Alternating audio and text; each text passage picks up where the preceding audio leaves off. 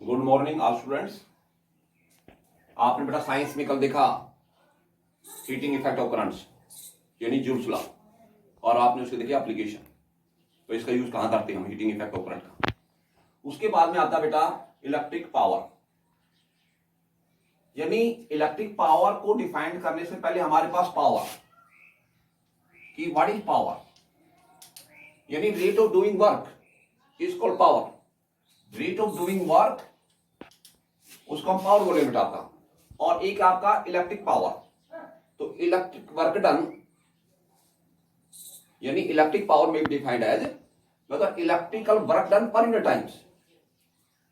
Electric power में भी defined as electrical work done पर unit time is called electric power. तो आपके पास हो गया बेटा इलेक्ट्रिक पावर इक्वल होता है बेटा इलेक्ट्रिकल वर्क डन पर यूनिट टाइम, यानी आपके पास W अपॉन में T, ये आपका P की वैल्यू होगी। अब यदि हम डिफाइन करें जो आपके पास इलेक्ट्रिक पावर है उसकी जो SI यूनिट होती है वाट। यदि आपके पास 1 जूल वर्क होता है 1 सेकंड के अंदर, मतलब यदि किसी इलेक्ट्रिक जो अप्लायंस है आपका विद्युत उपकरण के द्वारा जब 1 सेकंड के अंदर जब 1 जूल काम होता है, 1 जूल कार्य होता है, तो उसको बोलते हैं 1 वाट शक्ति। भाई इसी उपकरण की शक्ति कितनी है 1 वाट, यानी 1 वाट में be defined as when 1 joule work is done in 1 second is called 1 watt. पहले शक्ति हो गया आपका, यानी इकाई समय में किया गया कार्य शक्ति कहलाता है। और इलेक्ट्रिकल जो आपके पावर है यानी विद्युत शक्ति क्या होती है, यदि कोई उपकरण है वो आपके पास किसी समय के अंदर कोई आपके पास काम करता है, यानी आपके पास इलेक्ट्रिकल वर्क पर यूनिट टाइम कि भी इकाई समय में किसी विद्युत उपकरण के द्वारा किया गया कार्य, तो उसको बोलते हैं विद्युत शक्ति। तो P बराबर क्या होगा W बटे T होगा बेटा आपके पास। यहां से यदि W निकालेंगे तो P इंटू T हो जाएगा बेटा आपका, ये क्रॉस मल्टीप्लाई होगा बेटा आपके पास। ये P आपका पावर है, ये आपके पास T आपका समय बेटा, और ये आपके पास क्या हो गया इलेक्ट्रिक यानी आपका वर्क हो गया आपके पास। यानी वर्क और एनर्जी की एक यूनिट होती है जूल होती है बेटा आपके पास।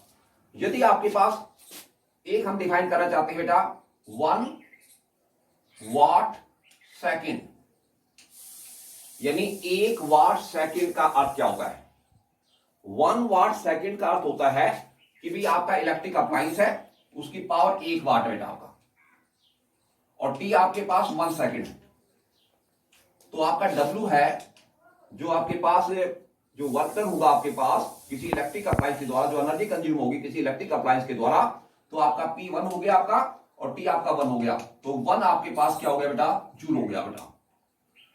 कि भी कोई इलेक्ट्रिक अप्लायंस है जिसकी पावर 1 वाट है और T आपका 1 सेकंड है, यानी 1 वाट सेकंड का मतलब ये होता है कोई इलेक्ट्रिक अप्लायंस है जिसकी पावर 1 वाट है और 1 सेकंड के अंदर वो कितनी एनर्जी कंज्यूम कर रहा है। तो कितनी एनर्जी कंज्यूम करेगा कि P आपका 1 वाट हो गया, T आपका 1 सेकंड हो गया, तो W हो गया आपका 1 इंटू 1 जूल हो गया आपका।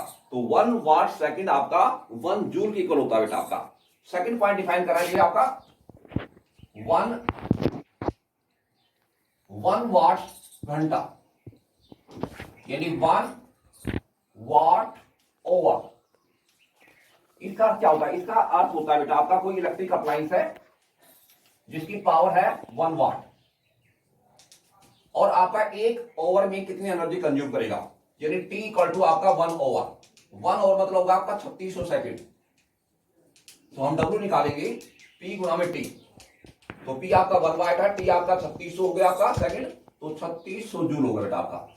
तो 1 वाट ओवर इक्वल टू होता है बेटा 3600 जूल होता है, यानी 3600 जूल के बराबर होता है। तीसरा पॉइंट आपके पास है 1 किलोवाट ओवर। 1 किलोवाट ओवर का मतलब होता है कोई आपके पास उपकरण है जिसकी शक्ति 1 किलोवाट है और वो 1 घंटे में कितनी एनर्जी कंज्यूम करेगा। यानी आपका इलेक्ट्रिक अप्लायंस है an electric appliance of power 1 kilowatt and consume energy in 1 over, कि 1 ओवर में कितना एनर्जी कंज्यूम करेगा। तो हम करेंगे बेटा P इक्वल टू आपके पास क्या हो गया 1 किलोवाट। 1 किलोवाट मीन्स क्या होगा आपका 1000 वाट। P आपके पास हो बेटा 1 ओवर, 1 ओवर मतलब आपका 3600 सेकंड हो बेटा आपके पास। उसके बाद हम W निकालेंगे, यानी आपके पास कंज्यूम एनर्जी निकालेंगे किसी इलेक्ट्रिक अप्लायंस के द्वारा, तो होता है P गुना में T होता है बेटा। P आपके पास क्या है 1000 और ये आपके पास 3600 बेटा, तो ये हो गया आपका 36 लाख जूल हो जाएगा बेटा आपका, यानी आपके पास 1 यूनिट, यानी 1 किलोवाट ओवर का मतलब होता है 1 यूनिट, यानी 36 लाख जूल के बराबर होता है।